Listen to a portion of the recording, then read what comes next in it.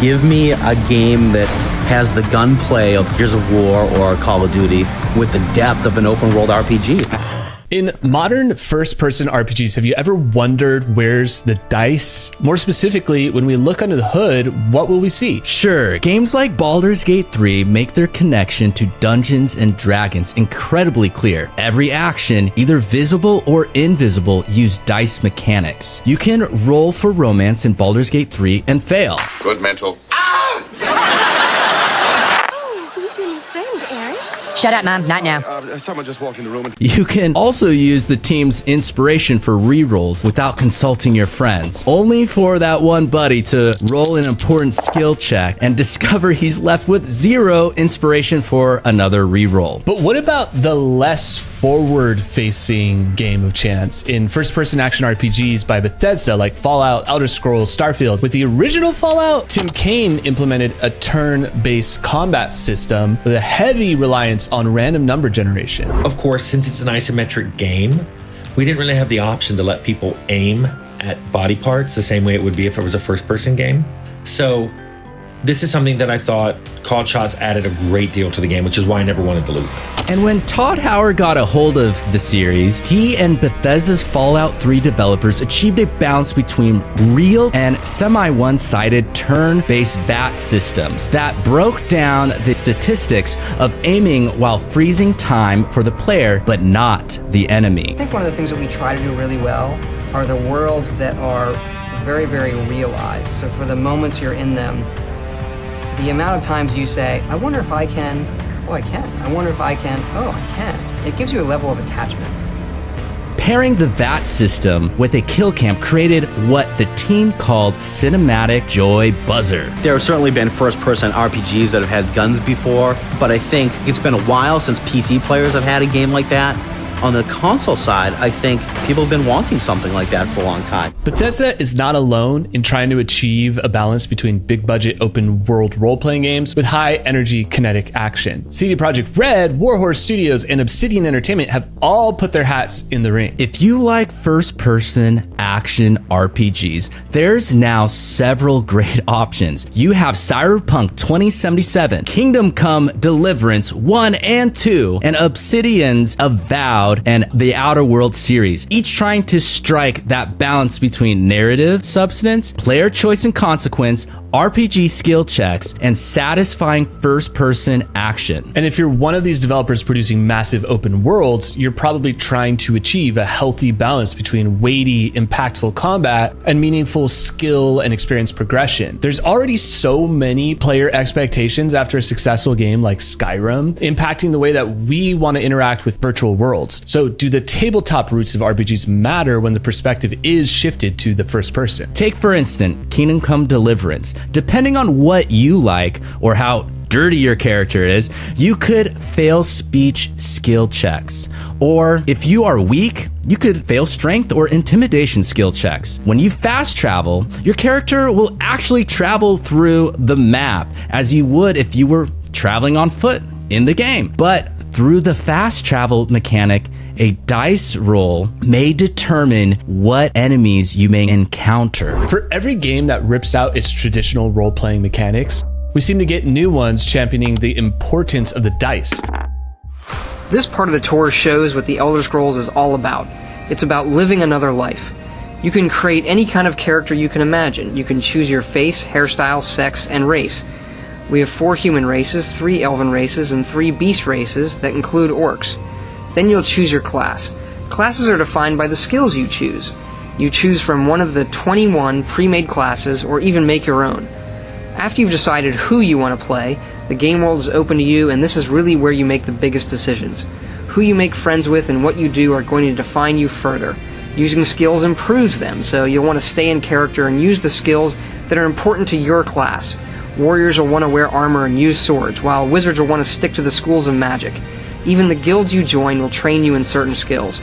But it's all up to you. You can do anything you want and play the game any way you want.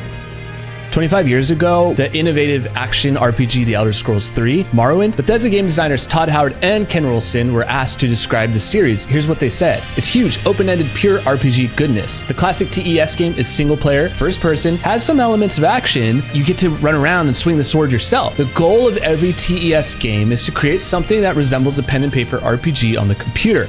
Our main goal has always been to make the world as real as possible and let the player do what they want when they want. Swinging the sword has come a long way from Morrowind to Cyberpunk 2077, and RPG goodness is harder to define. One could argue that we haven't left behind the staples of character sheets and skill progression trees, but the implementation of dice as a forward-facing mechanic appears to be diminishing. I'm very excited to be returning as Johnny Silverhand in the upcoming expansion for Cyberpunk 2077.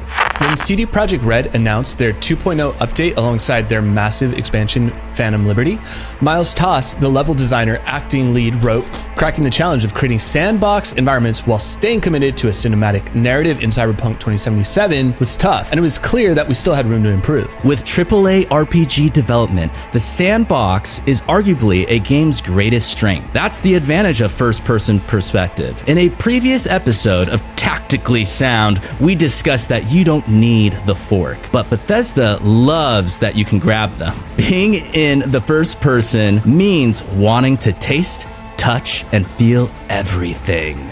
And it's a trade-off because we want to feel like we are in control and not subjugated to the rule of the pesky dice. Because when there is dice, there is arguably a virtual dungeon master asking us to roll for damage. Take for instance the Elder Scrolls 4 Oblivion. The combat is janky, but you can still craft spells, you can join guilds, loot dungeons, buy houses, pick flowers, and basically live inside that world. With games like Cyberpunk 2077, CD Projekt Red's focus on cinematic narrative and sandbox environments de-emphasize the traditional role-playing components and seeks to fix the perception that RPGs are forever cursed to have worse shooting mechanics than games that solely focus on first-person character action. And if you've ever played a tactical strategy RPG like XCOM and Battle Brothers, you'll certainly understand the weight and gravity of a dice roll gone bad. The game could indicate that you have a 90% chance of striking the enemy directly adjacent to your unit,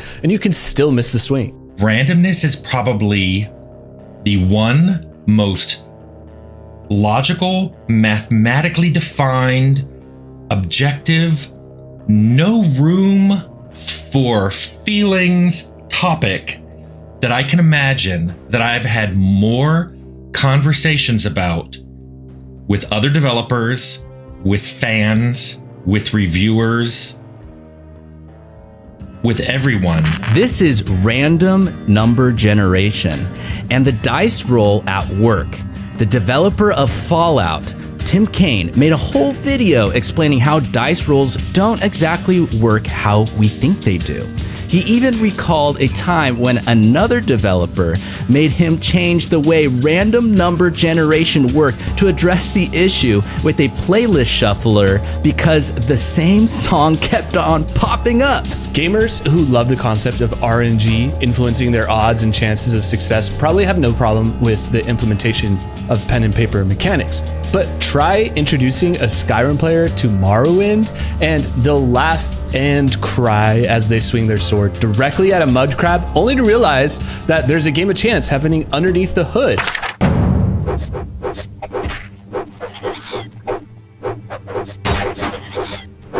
Ah, you have procured a weapon. Yes.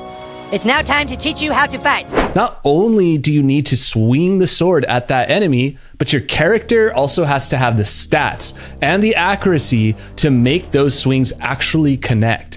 It's a collaborative effort between the virtually realized world being influenced by the player and the tabletop mechanics pulling the levers behind the scenes. Not surprisingly, Oblivion abandoned this swing directly at the enemy and miss mechanic. There's the reroll. Gamers were looking for a virtual world that emulated the experience of Dungeons and Dragons. But do gamers want that Dungeons and Dragons experience when they are playing in first person? The first-person action RPG is a distinct departure from the legacy of games like Baldur's Gate. Real-time with pause and turn-based action simulates the feeling and perspective a player might have while sitting down at a table with friends, moving around miniatures, leveling up their character, and improving their odds as they blend players with working within the confines of their character's ability. BioWare developer James Olin told Rock Paper Shotgun that, I think by the time I got hired by BioWare, I had done 20,000 hours of dungeon mastering. Olin says, it was ridiculous. I owe a lot to D&D, my friendship, my career, my mental stability. In that same interview, he mentioned the challenge of finding the balance between story and gameplay. Throw in the first-person perspective, and now you have player skill to contend with. A traditional RPG doesn't really factor in player skill too much. Think of Final Fantasy 1.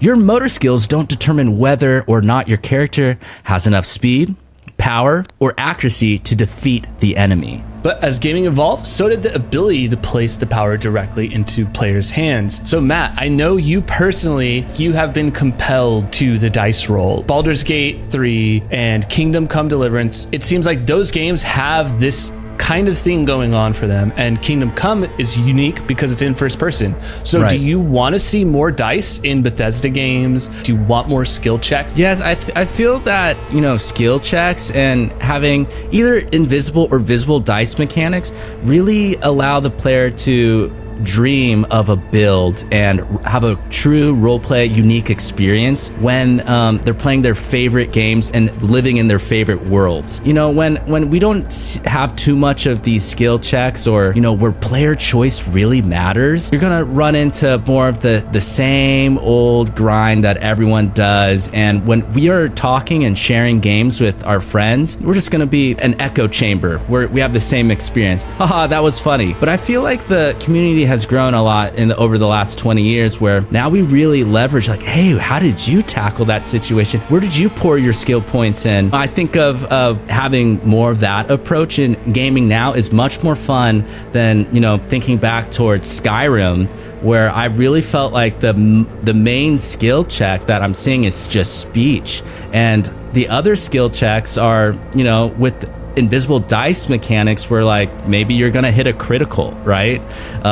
Because you unlocked a certain perk on your perk tree. So yeah, I definitely prefer where gaming is heading more with having more skill checks, whether visible or invisible. Yeah, I really like that. It's a diversity of builds, diversity of play, and then introducing the Dungeon Master, kind of forcing you to make decisions about your character, the limitations and the strengths. And then, yeah, like maybe we see more of that dice roll mechanic being implemented into these first-person action RPGs. I think that would be really cool. We'll leave it there today. Thank you guys so much for watching Tactically Sound. Matt, where can people follow Jumpy Jumbwa? You can follow me on Instagram or YouTube at Jumpy Jumbwa, JUMBYJUMBWA. I'll see you guys over there. And if you guys are a fan of this show, subscribe here to the Yeti Den, and we will see you guys next time. Later. Bye. Peace. Reroll.